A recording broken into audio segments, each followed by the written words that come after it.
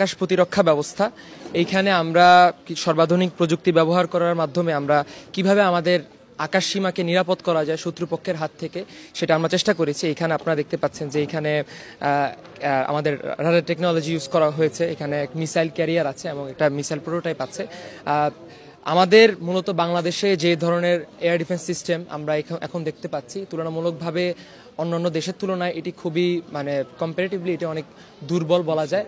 এবং আমরা বিভিন্ন পরিসংখ্যান থেকে দেখতে পেরেছি যে বাংলাদেশের আকাশ সীমাতে অনেক সময় দেখা যাচ্ছে যে আমাদের রেডার টেকনোলজিটা অত্যন্ত দুর্বল এবং অত্যন্ত পুরনো হওয়ার কারণে অনেক এয়ারক্রাফট এখনও যেগুলো রেজিস্টার্ড না এবং অনেক থ্রেড যেগুলো আমাদের আকাশসীমা দিয়ে চলাচল করে তাদেরকে ডিটেক্ট করা যাচ্ছে না। তো সেই সমস্যাগুলো মূলত কিভাবে আমরা সলভ করতে পারি, সেজন্যই আমাদের এই বিন কাসেম এয়ার ডিফেন্স সিস্টেম। এবং এখানে এটার খুবই গুরুত্বপূর্ণ কিছু ফিচার আছে। আমার টিম পার্টনার সালমান সাইদ এটা ব্যাখ্যা করবে। আসসালামু আলাইকুম, আমার নাম সালমান সাইদ, আমিও আলিম দ্বিতীয় বর্ষে পড়াশোনা করছি। তো আমাদের এই জিনিসটার যে মেইন ফিচার সেটা হচ্ছে রেডার টেকনোলজি এবং হচ্ছে মিসাইল সিস্টেম, অ্যান্টি এয়ারক্রাফট বা হচ্ছে অ্যান্টি যে কোনো ধরনের আকাশযান আমরা এটাকে প্রতিরোধ করতে পারবো এটা দিয়ে। তো আমাদের এখানে 3টি ইউনিটের সমন্বয়ে মূলত আমাদের এই প্রজেক্টটি কাজ করে থাকে। যে কোনো আমাদের এয়ার ডিফেন্স সিস্টেমের মতো আমাদের প্রথম ইউনিটটি হচ্ছে একটি রেডার ইউনিট। এই ইউনিটের মধ্যে আমরা প্রথমত আল্ট্রাসনিক সেন্সর ইউজ করেছি। অবশ্যই রেডার সেন্সরের মধ্যে রেডার ধরনের যেসব টেকনোলজি রয়েছে যেগুলো আমাদের কাছে অ্যাক্সেস নেই, মিলিটারি অ্যাক্সেস পাওয়া প্রয়োজন, সেগুলো ইউজ করা হয়। তো আমরা আপাতত আল্ট্রাসনিক সেন্সর, তারপর হচ্ছে এআই ক্যামেরা, তারপর হচ্ছে আমাদের এখানে একটি উইন্ডোজ মেশিনের মাধ্যমে আমরা এটিকে মনিটর করছি। আমাদের আকাশের মধ্যে যে কোনো থ্রেটস আমাদেরকে প্রথমে ডিটেক্ট করা হবে এবং তারপরে এখান থেকে একটি সিগন্যাল আমাদের এই মিসাইল ক্যারিয়ার মোবাইল ইউনিটে চলে যাবে। এটা হচ্ছে আমাদের মিসাইল ক্যারিয়ার মোবাইল ইউনিট। এবং তার আগে বলিনি যে রেডার ইউনিট কিন্তু সব ধরনের বিমান, সব ধরনের মিসাইল সেগুলোকে সে ডিটেক্ট করবে না, ডিটেক্ট করবে কিন্তু এখানে সিগন্যাল পাঠাবে না। দেখা গেছে যে আমাদের একটা কমার্শিয়াল প্লেন ইউএস বাংলা হতে পারে বা বাংলাদেশ বিমানের হতে পারে, বা আমাদের হচ্ছে যে জাম্বো যে প্লেনগুলো আছে সেগুলোকে সে ডিটেক্ট করবে না। কোনো ভিনদেশি কোনো আকাশযান কিংবা আমাদের দেশের জন্য থ্রেটস হতে পারে, এয়ার স্ট্রাইক করতে পারে বা মিসাইল বা কোনো ড্রোন হতে পারে, সেটিকে কিন্তু ছোট থেকে ছোটতর ড্রোন বা বিমানকেও সে ডিটেক্ট করতে পারবে। এবং তারপরে আমাদের এই ইউনিটটা যখন এখান থেকে সিগন্যালটা পেয়ে যাবে যে এখন একটা মিসাইল আমাদেরকে লঞ্চ করতে হবে, শত্রু বিমান ডিটেক্টেড, তখন হচ্ছে এখান থেকে একটি মিসাইল সে ছুটতে পারবে। এবং আমাদের এই মোবাইল ইউনিটের বিশেষত্ব হচ্ছে এটি আমরা ফুললি মুভেবল, অর্থাৎ এই মিসাইলগুলোকে ক্যারি করার জন্য আমাদের অন্য কোনো ট্রাক, যানবাহন কিংবা বিমানের প্রয়োজন নেই। আমরা গ্রাউন্ড থেকে সার্ফেস টু এয়ার মিসাইল, যেটা স্যাম ইউনিট বলা যেতে পারে এটাকে একটা, আমি আপনাদেরকে একটু সামান্য দেখিয়ে দিচ্ছি।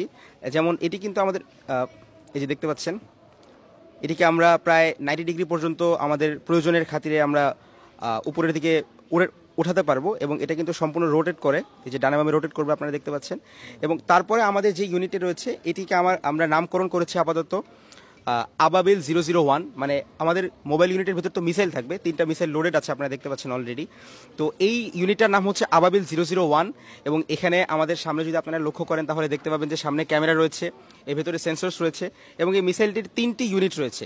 একটি হচ্ছে আমাদের ওয়ারহেড ইউনিট, অর্থাৎ প্রথম যেটা আমাদের মিসাইলটা যাওয়ার পর যেখানে আঘাত করার পর যে ওয়ারহেড ইউনিট যেটা ব্লাস্ট হবে আর কি, এক্সপ্লোসিভ বা বিস্ফোরক, সেখানে আমাদের মাল্টিপল ওয়ারহেড আমরা এখানে চাইলে ইমপ্লিমেন্ট করতে পারবো। এটা আমাদের একটা ফিচার যে থার্মোবোরিক বা ফ্র্যাগমেন্টেশন সৃষ্টিকারী যে এক্সপ্লোসিভগুলো রয়েছে সেগুলো আমরা চাইলে এখানে বসাতে পারবো। তারপরে আমাদের হচ্ছে ফ্লাইট কম্পিউটার আমরা বলে থাকি এটাকে, বা রকেট কম্পিউটার বলে থাকি।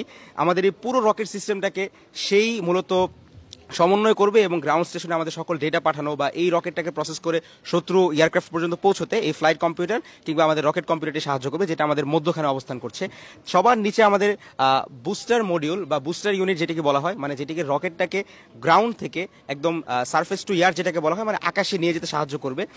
সেখানে আমরা এখানে রকেট ফিউয়েল ব্যবহার করেছি। আমরা রকেট ফিউয়েলও তৈরি করতে সক্ষম হয়েছি। আপাতত আমরা যেটা আমাদের বাজারে কিনতে পাওয়া যায় এমন কিছু কেমিক্যালের মাধ্যমে আমরা রকেট ফিউয়েল তৈরি করার চেষ্টা করেছি, আমরা আপনাদেরকে দেখাবো।